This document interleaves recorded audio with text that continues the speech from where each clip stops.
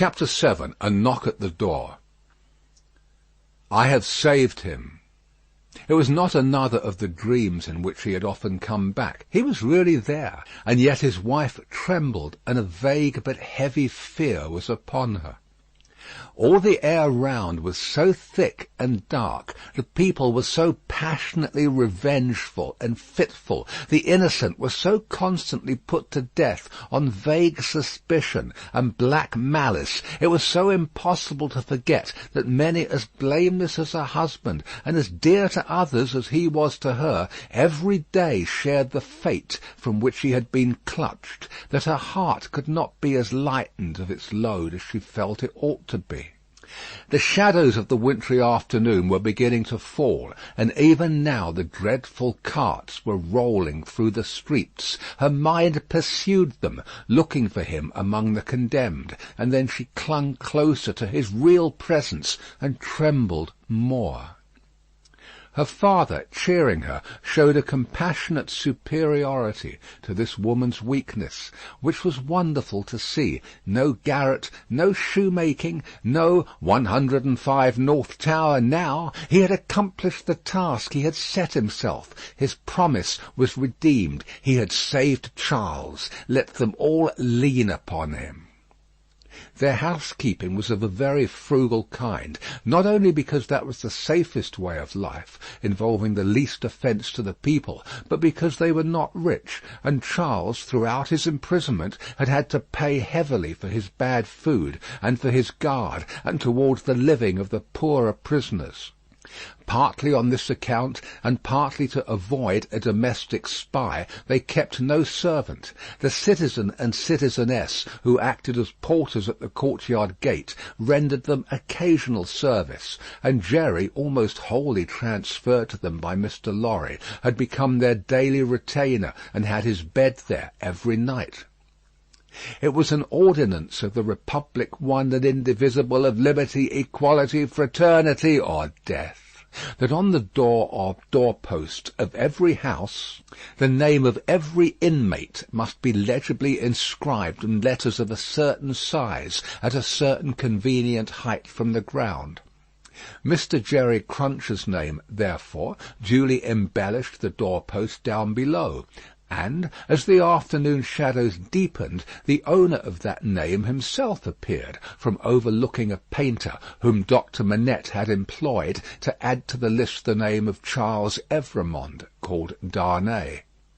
In the universal fear and distrust that darkened the time, all the usual harmless ways of life were changed. In the doctor's little household, as in very many others, the articles of daily consumption that were wanted were purchased every evening in small quantities and at various small shops, to avoid attracting notice, and to give as little occasion as possible for talk and envy, was the general desire.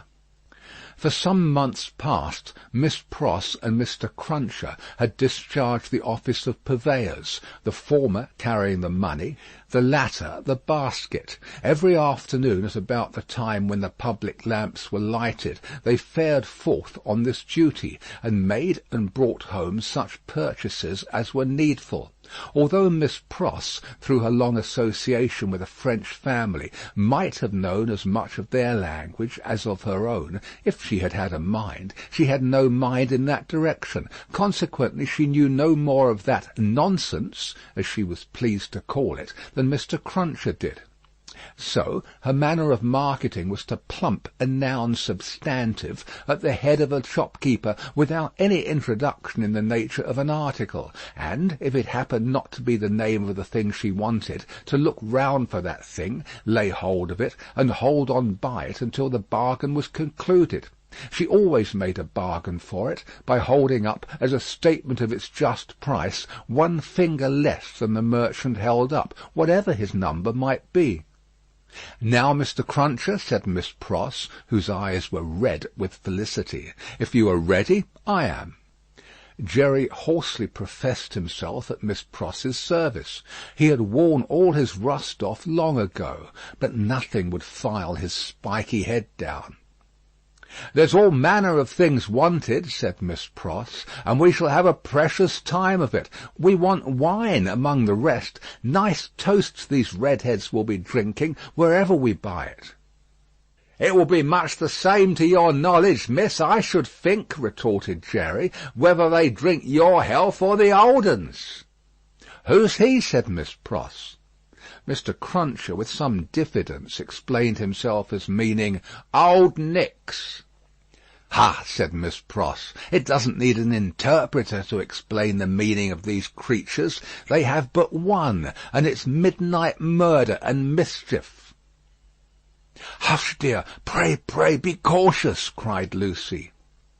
Yes, I'll be cautious," said Miss Pross, "but I may say among ourselves that I do hope there will be no oniony and tobacco-y smotherings in the form of embracings all round going on in the streets. Now, Ladybird, never you stir from that fire till I come back. Take care of the dear husband you have recovered, and don't move your pretty head from his shoulder, as you have it now, till you see me again. May I ask a question, Dr. Manette, before I go?" "I think you may take that liberty," the doctor answered, smiling. "For gracious sake, don't talk about liberty. We have quite enough of that," said Miss Pross. "Hush, dear! Again?" Lucy remonstrated. "Well, my sweet," said Miss Pross, nodding her head emphatically, "the short and the long of it is that I am a subject of his most gracious Majesty King George III." Miss Pross curtsied at the name. "And as such, my maxim is, confound their politics, frustrate their knavish tricks. On him our hopes we fix. God save the King!" Mr. Cruncher, in an excess of loyalty, growlingly repeated the words after Miss Pross, like somebody at church. "I'm glad you have so much of the Englishman in you, though I wish you had never taken that cold in your voice," said Miss Pross, approvingly. "But a question, Dr. Manette. Is there—" It was the good creature's way to affect to make light of anything that was a great anxiety with them all, and to come at it in this chance manner. "Is there any prospect yet of our getting out of this place?" "I fear not yet. It would be dangerous for Charles yet." "Hey, ho, hum," said Miss Pross, cheerfully repressing a sigh as she glanced at her darling's golden hair in the light of the fire. "Then we must have patience and wait. That's all. We must hold up our heads and fight low, as my brother Solomon used to say. Now, Mr. Cruncher, don't you move, Ladybird." They went out, leaving Lucy and her husband, her father, and the child by a bright fire. Mr. Lorry was expected back presently from the banking-house. Miss Pross had lighted the lamp, but had put it aside in a corner, that they might enjoy the firelight undisturbed. Little Lucy sat by her grandfather with her hands clasped through his arm, and he, in a tone not rising much above a whisper, began to tell her a story of a great and powerful fairy who had opened a prison wall and let out a captive who had once done the fairy a service. All was subdued and quiet, and Lucy was more at ease than she had been.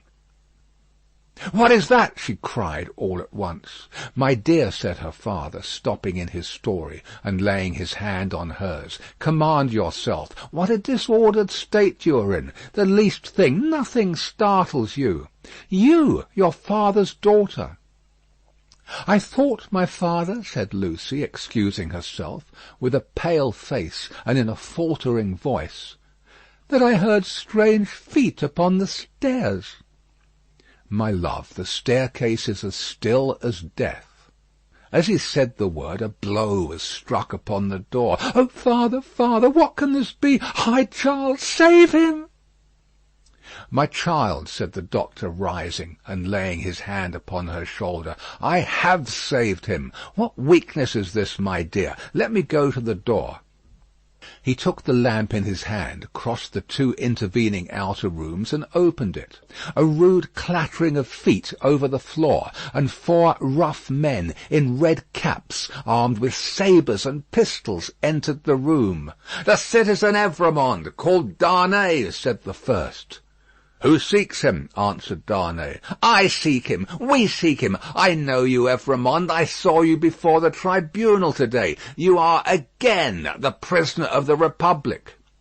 The four surrounded him, where he stood with his wife and child clinging to him.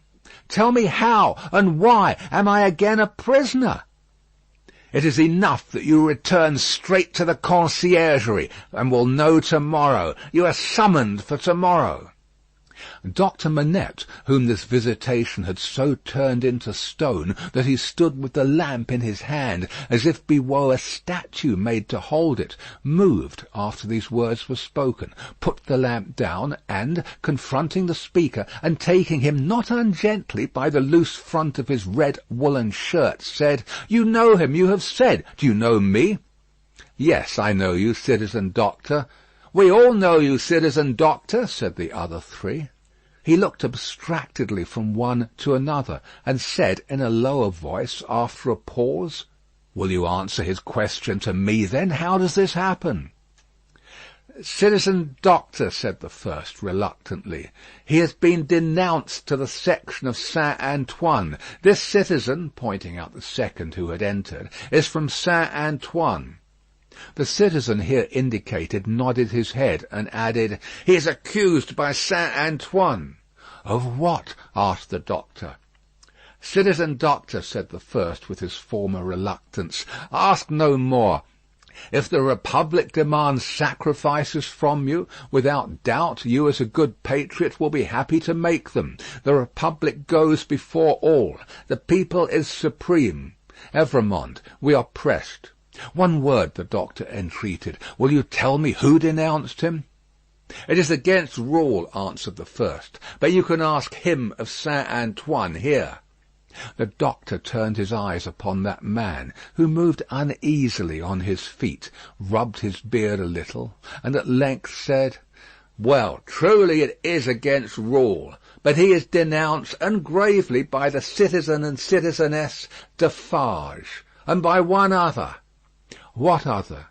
"Do you ask, citizen doctor?" "Yes." "Then," said he of Saint Antoine, with a strange look, "you will be answered tomorrow. Now I am dumb."